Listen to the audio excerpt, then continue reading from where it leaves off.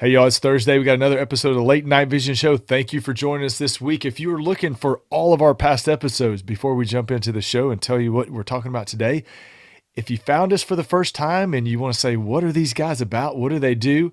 Go check out thelatenightvision.show.com. All of our past episodes there. We've been doing this for many, many years. This is actually 346 weeks now in a row.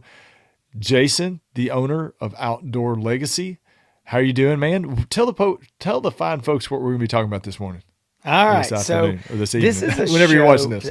Yeah, whenever you're watching this. So this is a show we're going to do today that's going to be our listener and viewer questions and answers. And so what this show is we do these from time to time. I looked back, and the last one of these that we did a full show like this was a year and a half ago. And I really thought Gosh. it was about 3 months ago, but I dug Oh in. my I think gosh. we answered one or two questions about 7 months ago, but we did the last show like this was a year and a half ago. So Man, time flies. We do these for, I was going to say that's from amazing. time to time, but maybe every couple of years. I don't know. We need to do some more. But what we do is we take questions that some of you, ask in the comments and say, hey, next time y'all do one of these shows, I'd love to hear you talk about this, and hopefully it won't be a year and a half next time. Yeah, But we exactly. also take a lot of questions that we get from our customers at Outdoor Legacy when we're talking to them, helping them pick out the right scope. And we just hear a lot of the same questions over and over. And I Hmm. want to speak to that real quick. A lot of people say, man, y'all got to get tired of hearing the same questions. And Uh-huh. honestly, we don't. We like talking to people and people that are, genuinely curious and interested. And this is a new thing. And I don't like gatekeeping when it comes to hobbies and sports where no, you can't enter because you don't know. No, we're here to help, and that's what this whole show is about. Is it's entertainment, it's enjoyment, it's learning, and it's hopefully helping our listeners and our viewers. But you know, that's something that what we've built Outdoor Legacy to be. And I want to real quick, some people watch this and go, you're just two guys that have got a YouTube channel. And that's true, but we do this as an extension of Outdoor Legacy. And Outdoor Legacy is that's what Hans and I do full time, as well as all the folks that work for us, and we sell night vision and thermal rifle scopes. And this is part of what we do is testing and using every scope we sell.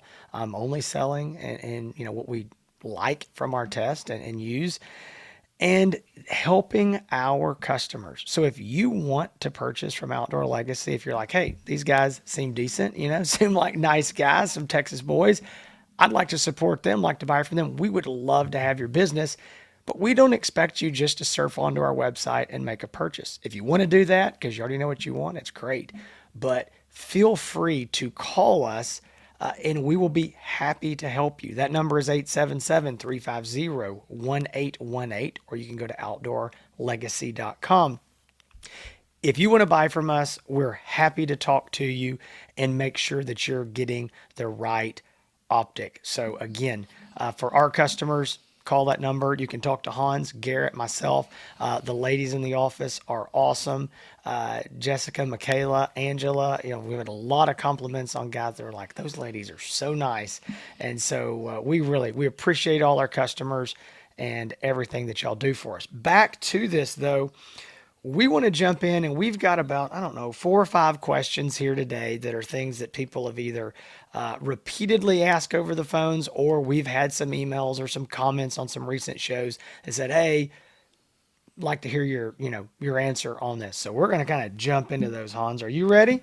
Yeah, absolutely. Yeah, let's get All right, let's get going on here we this. go. So this one is going to be directed towards you, Hans, and it is. Hmm.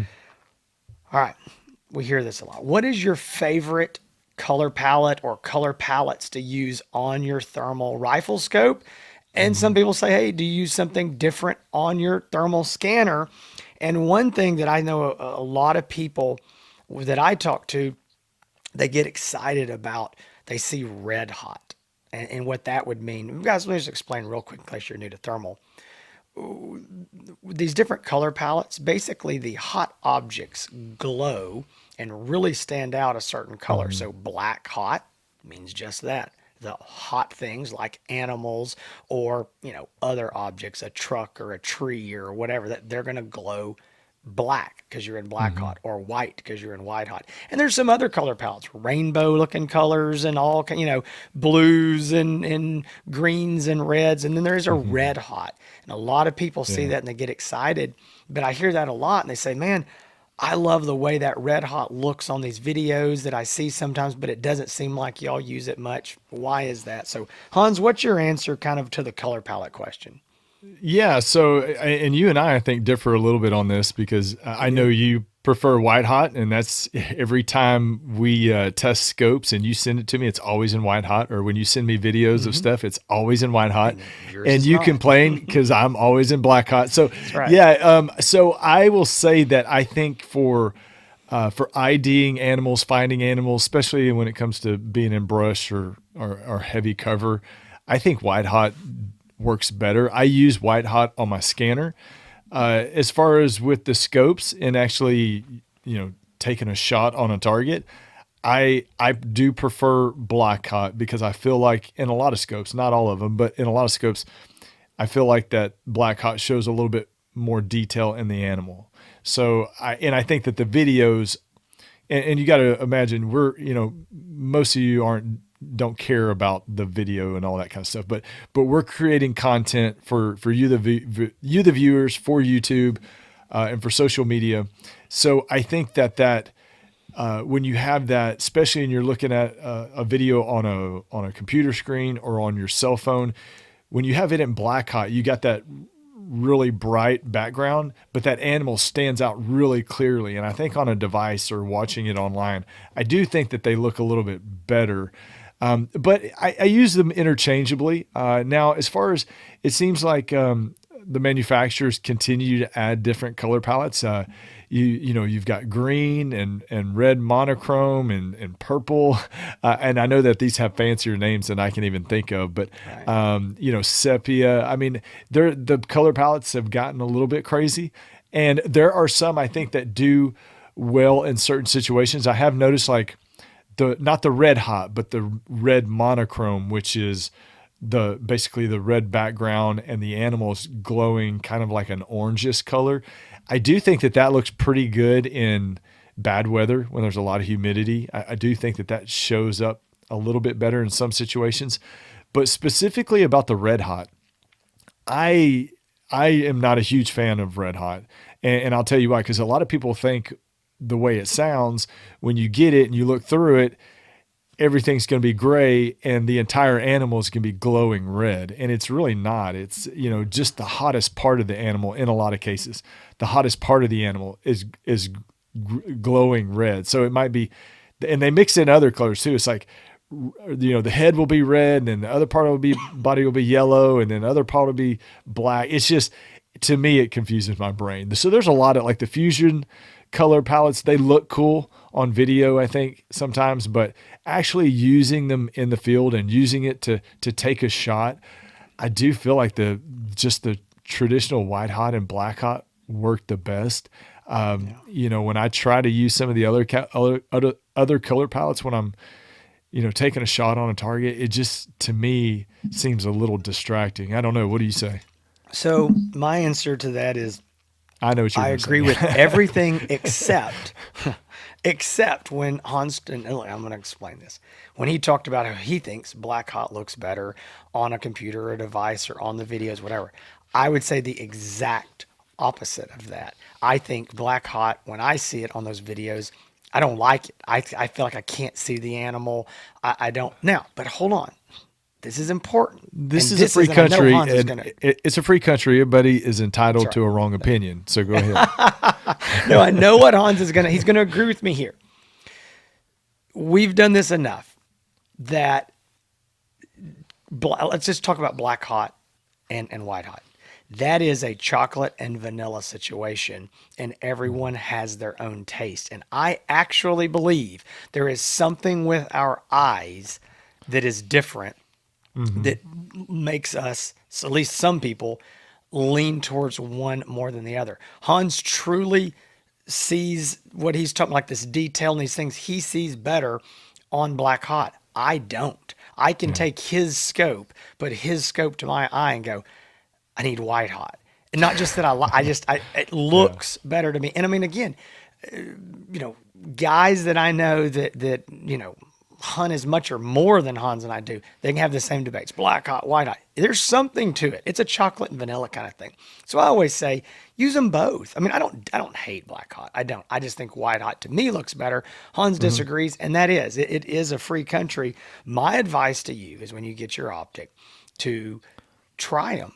If you like the goofy, you know, I'm calling it goofy, Yeah. rainbow and it looks like Terminator or something, if you like it, go for it. But I think that you will find 99% of people that use thermal optics very much are going to end up on white hot or black hot or a combination of both, like Hans is talking about doing. And so I think it is truly a choice for you to make. But I definitely agree with him with the red hot. Another thing that I'll just throw real quick about the red hot that I don't like is often when there's maybe not an animal in the field, or sometimes even if there is, you can go past trees and things, and the trees are you know hot. Maybe it's been in the sun all day and it's dark now. They'll start glowing red, and it's very Yeah. distracting for me. I'm Yeah. not a red hot guy. I know a lot of guys get excited about it. Like, I just have that red hot. I want to use that, and I'm like, it does, and you're free to try it. You might like it. Yeah. So, all right, Now, Hans, moving on. What's the next question? yeah. So you're going to have to try to answer this without causing a fist fight in the comment section. There's So going to be a let's fist just, fight. this topic always just dissolves into basically chaos. But if you've been on Facebook forums, you know what we're talking about. So what is your go-to tripod? Oh, gosh. So, all right. I'm going to preface this with my disclaimer so I don't get, yeah, and you and know, you got to keep in mind, you know, you're talking to, um, you know, some old fuds like me that yeah, just like yeah, the oldest stuff, and you know that's right. nostalgia stuff, and you also got the cool tactical guys. So That's try to right. play We're to not both of them. tactical. Okay.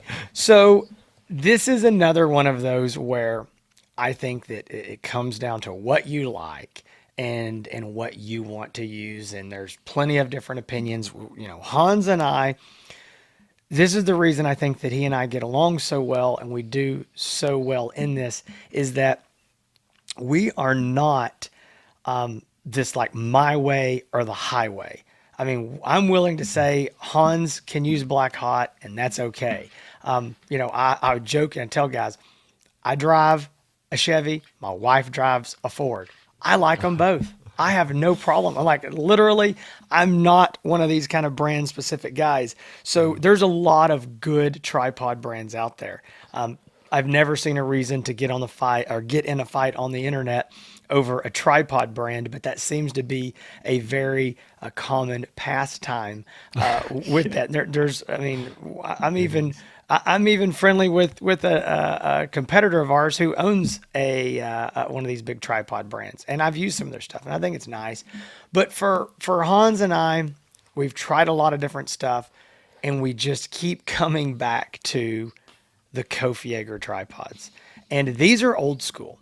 All right, these have been around for a very long time. These were But they were tactical at one point. they Very were tactical. the Yeah. thing to use. Yeah. If back about what 6, 7 years ago, if you didn't use one of these, then you were just, I mean, you were a loser. I mean, like you were, I mean, nobody would sit by you at lunch. Nobody would talk to you if you did. And I rejected them then, okay, because they were Yeah. tactical.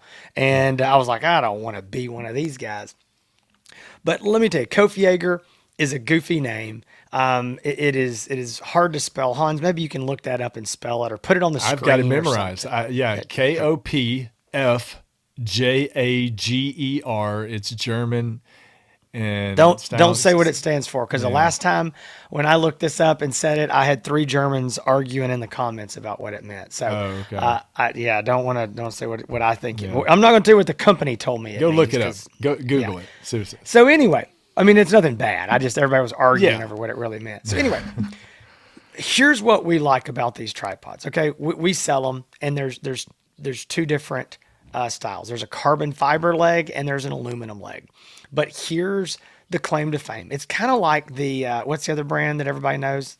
Bog Pod. Is that the Yeah, is that well, the bog pod, yeah. yeah, so it's They've kind of got a like clamp, that. yeah.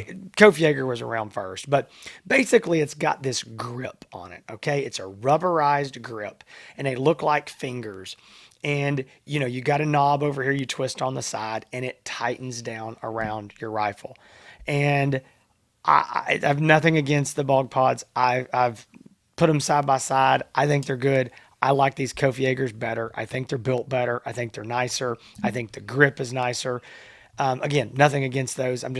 I know that's a common model that or a brand that a lot of people like, and it's fine.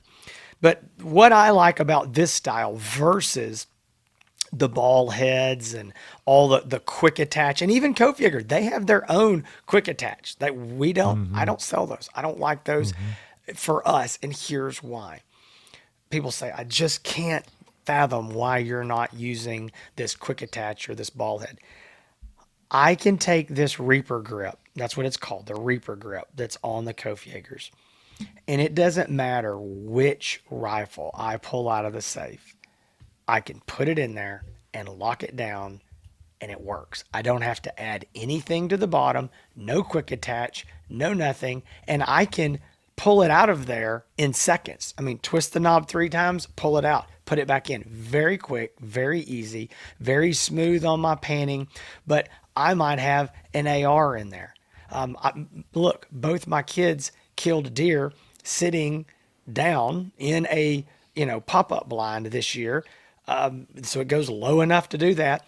One of them had an AR locked into it. One of them had a Woodstock, youth 6 millimeter, rifle locked into Hmm. it. You can put a shotgun. My kid can put his 22 in there.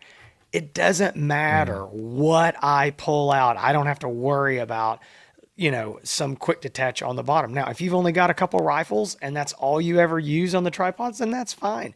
But for us, Hans, he changes rifles like I change socks and underwear, and he's always got something new. Once a month. And Yeah. once a month, exactly. And so that's why I think it's the most universal. Now, do I think there's anything wrong with all these other brands? No, I don't. I think they're fine, but we've tested a lot of them. We've looked at them, used them.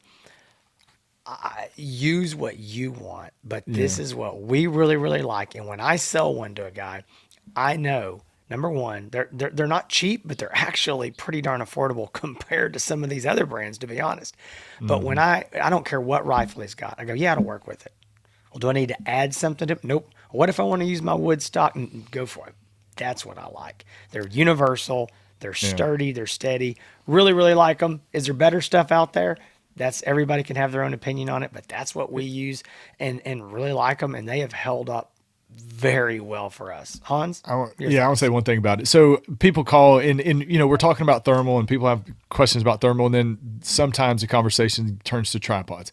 And what I tell people, we are not in the business really to sell tripods. We're not out there We sell hustling a couple, tripod but business. no. We're not out there hustling tripod business. Luckily, Jason and I aren't going to go hungry if we don't sell a tripod this week. So it's not, we're not out there trying to Right. hustle business. So when people call about it, we just tell them, hey, this is what we use, this is what we like, and what I like, what you said, you hit it right on the head. You can put anything in there. It's a cradle, any type of rifle, no accessories needed. But really, you put your rifle in there and you can have the trust that when you step away, because Hmm. if you're calling for coyotes, I'm always messing with the collar or reaching in my bag for something.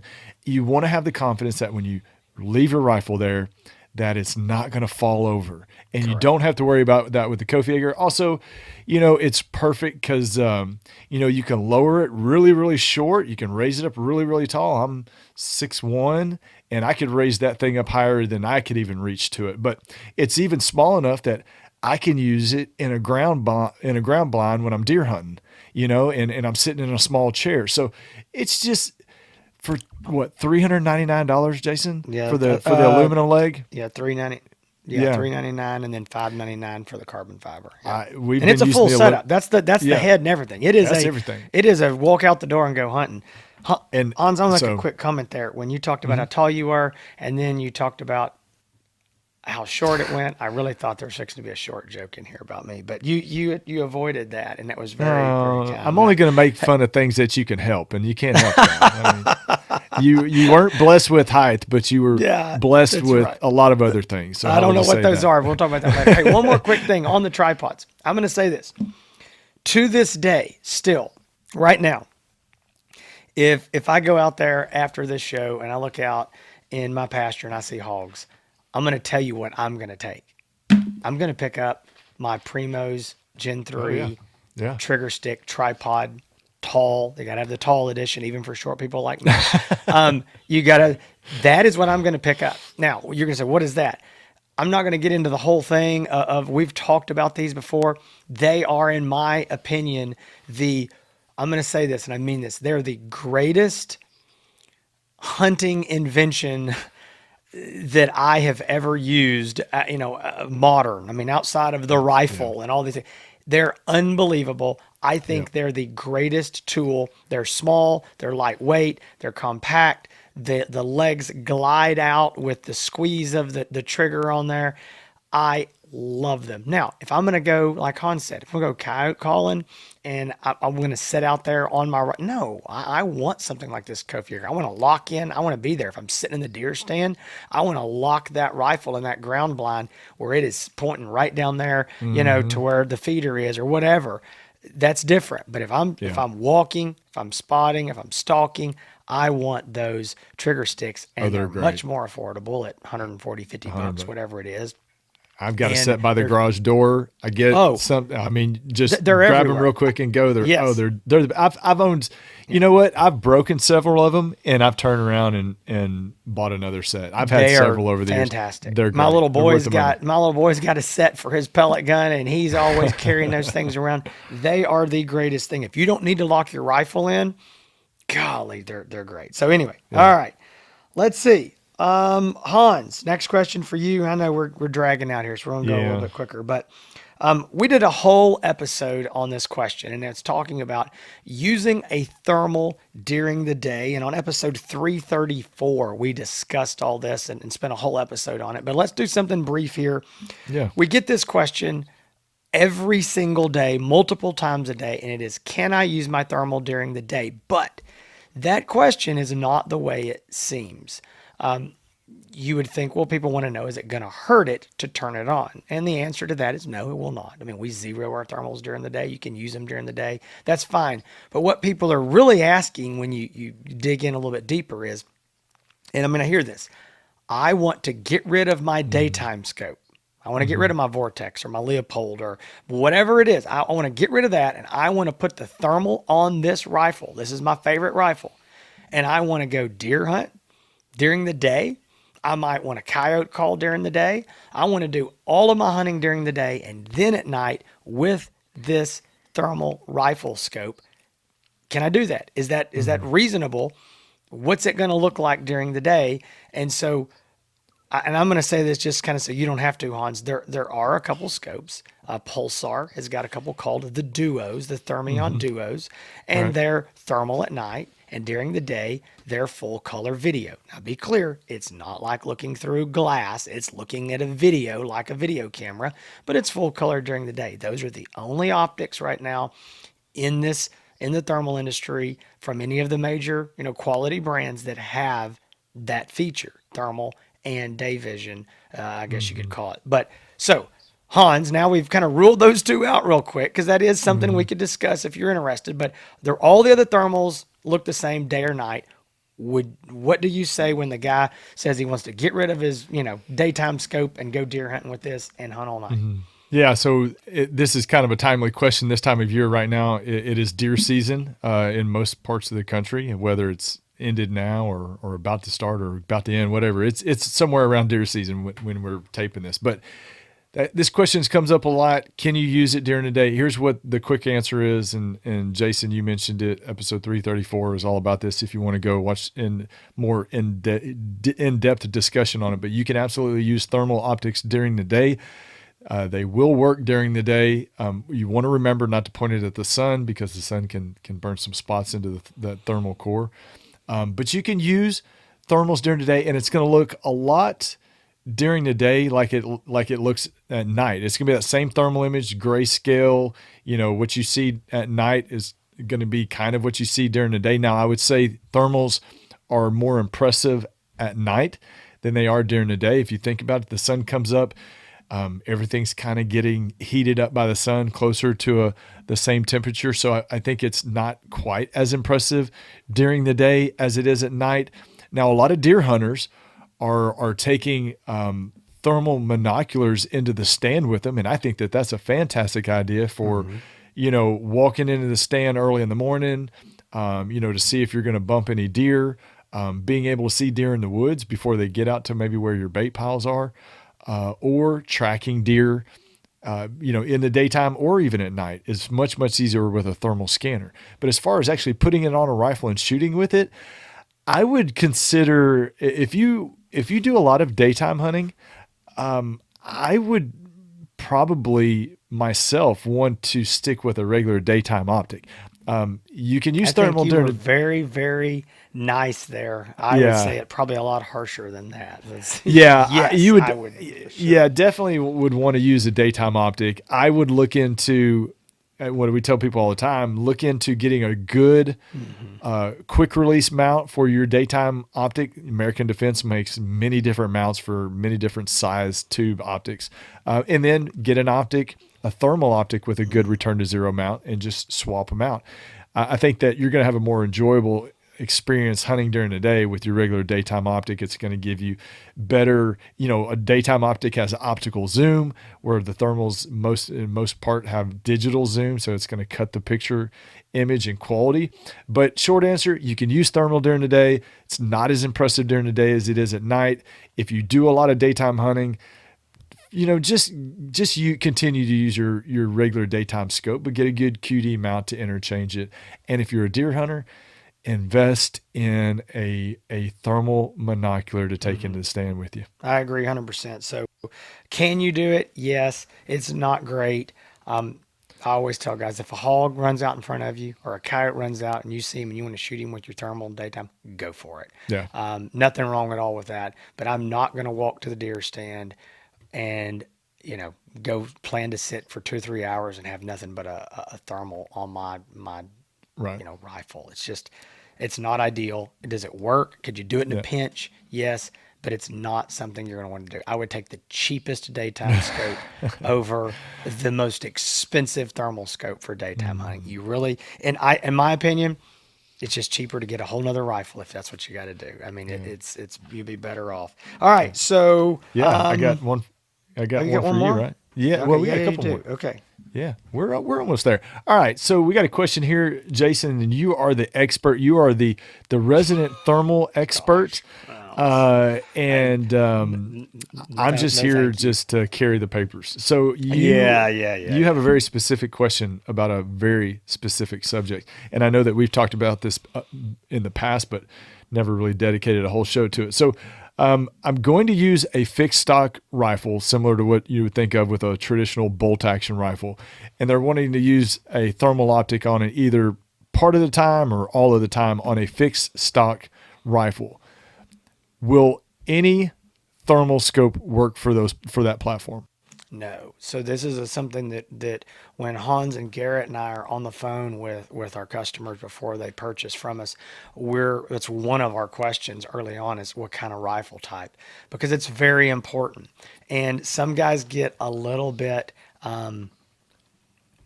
I don't know what the word is, annoyed because it's like, well, I want this scope and I'm going to put it Yeah. on this rifle. And I'm Oh like, no. not going to Yeah. work. So here's the truth. The truth is that on fixed stock, non-collapsible stock rifles, you can run into getting the proper eye relief on small compact scopes. And I know a lot of y'all that listen to this show, you know this. You go, yeah, yeah. But there's a lot of people that are again new to this and they don't understand this. And with these small compact scopes, you've got to get your eye in close to them.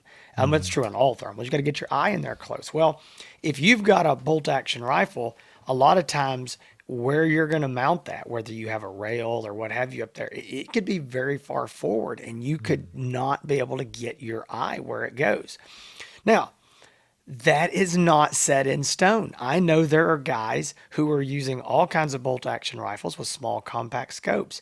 And either one, they've jury rigged something to get it back further with an extended Picatinny rail, or maybe they just have a shorter stock. Maybe they're a bigger guy. Maybe they've got, can get in there and it just works for them. But I would say for the vast majority of people, it does not work with a lot of these smaller style optics. So the way to know for sure is to buy a scope that looks like a daytime scope, 30 millimeter tube that is made to mount. I mean, it's just like a daytime scope. So I always say those are the most versatile style of scope. Any rifle that you could mount a daytime scope to, you can mount a 30 millimeter tube thermal scope to. I mean, Mhm. period. So AR-15s, perfect. Bolt action, perfect. Chassis gun, perfect. A shotgun, if the thermal is rated for that, perfect. It doesn't matter. You can make it work. So they are the most versatile. But I understand a lot of guys will say, but I don't want a big long scope. I want a small compact scope. Then you need to hunt with something with a collapsible stock, an AR-15 or a chassis gun, or cut your stock off. I don't know, but they're the mistake that so many guys make, and we know this. Hans and I've been down this road with guys who maybe haven't talked to us, and they just bought this optic. Oh man, this is the one I want, and they go put on their bolt gun, and they get up to it, and they're like, "Oh my goodness, my eye is 3 inches from where it needs to be, or I got to really get my neck in there." I talked to one of those guys last week, and he was really broke up about it. He had bought a scope somewhere else, had not called us, and he's just convinced that this is what he needed. And he'd actually watched our show and bought it somewhere else, got it, and he said, I can't get my eye even anywhere close. It's so uncomfortable. And he said, I can't make accurate shots. And he said, I've had this thing. I kept it. He said, I didn't know what to do. And he said, I cannot make an accurate shot because I've got my neck so far forward. And he goes, I get uncomfortable and I can't get a good cheek weld. And he was explaining it to me. And it ended up he was going to be, selling that scope to a buddy and buying another optic to fix that. And he said, this has been a costly experience for me. And he said, I've talked to other guys who say, no, I don't have any trouble. He goes, but maybe it's just, my arms, how short they are, or my neck. I don't know. I can't get up there. So I say that to say, generally speaking, if you want to know for a fact that you can take an optic and put it on your fixed stock, bolt action style rifle, something like that, buy something with a 30 millimeter tube and you'll be good. There are some other scopes, specifically Pulsar Talions and some of these that come Mhm. with some longer mounts that will absolutely work. So it's very specific. If you're going to go with an AR style rifle, collapsible stock, you can use anything on one of those. Mhm. But the good thing about a 30 millimeter tube scope is it will mount on anything and Mhm. you're good to go. So if you're using an AR today, but hey, you know what? I might end up on a bolt gun next year. Well, you got a 30 millimeter tube scope that'll go on whatever you get to. Right. Right. Well, that's well said. I don't think I need to add anything there. I think you hit, Okay. yeah, Well, did well. listen, I tell you what, we got a couple more questions, but Hans, I think we've gone a little long. I Uh-huh. think we saved these for next time. I think we have probably bored some of our listeners long enough, and I think others. There's like one guy out there on the edge of his seat that's saying more and more Mm. and more, and it's probably not. I don't think that guy exists either. But listen, folks, we do want your questions. We want to answer some of these. Why don't y'all leave comments and say, hey, next time y'all do one of these, I want to know about this, or I want to hear about this. We're glad to talk about this different stuff. Again, we enjoy. helping bring people into this sport, this hobby. We have a lot of fun doing it, and we want other people to. And Hmm. we know that a lot of people are coming into this that are not young. They're 40, 50, 60, 70, even 80 years old. And I think that's fantastic because that gives me hope that they're going to get their kids or their grandkids into it. And so we want to help everybody that we can answer all these questions and common misconceptions and things. So hope you have enjoyed this. As Hans already mentioned early on, you can go to the Late Night Vision Show .com. Find all of Hmm. our past episodes. They're right there on YouTube and all the podcast apps as well, Hmm. Spotify and all these places. You can find those there. Again, Outdoor Legacy, we would love to have your business. Again, that's what keeps these podcasts going. It's what keeps Hans and I feeding our families as well as all of our other employees. And so, truly, we mean it. We would love to try to earn your business. And we think if you call us, you're going to see that we really do want to help you, and we can help you narrow this down and figure out exactly what is going to work best for your budget and for your needs. So you can call Hmm. us at 877-350-1818 or go to outdoorlegacy.com. If you're looking for more of Hans's stuff, it's HANSETX. YouTube, Instagram, Facebook. He's always posting up pictures and video clips from all this stuff he's hunting with, and I know a lot of people really enjoy that. Some of I think you've got like some what is it, the YouTube Shorts or the Reels So on yeah, Facebook. I don't know what all you do. yeah. So I've kind of gotten away from doing just pure, regular, I guess, hunting videos only because of the way YouTube operates. But so if I post a video, it's usually a review of a scope, but I Hmm. reserve like the YouTube Shorts for all of my hunting clips. So you can go to my Hans ETX on YouTube and go to the Shorts section, and that's all the hunting videos. And those, man, those are getting a lot of views. I had one a few weeks ago. Jason's got like 2 million views on it right now, and Gosh, it's crazy. you're Yeah, those get a you're lot of views. famous in Japan or something. This is a big deal. Yeah, a lot Uh, of different comments you should see. If you want to see some very funny and weird comments, you need to go check out the Shorts section that's for awesome. sure. All right, guys. Listen, I think that's it. I've told you Yep. where to find us. Yeah, yeah. We thank you all again. This has been episode 346. We are getting close to the end of the year. We've got a lot coming up. Definitely stay tuned. This is the show with all the latest breaking news in the night vision and thermal hunting industry. But we also got to take a week or two sometimes to just digest all of the questions that we get to come in. And we wish that we could dedicate full shows to some of this stuff, but we just can't sometimes. But we thank y'all, and we will see y'all next week, this Thursday and every Thursday right here, the Late Night Vision Show. We'll see y'all soon.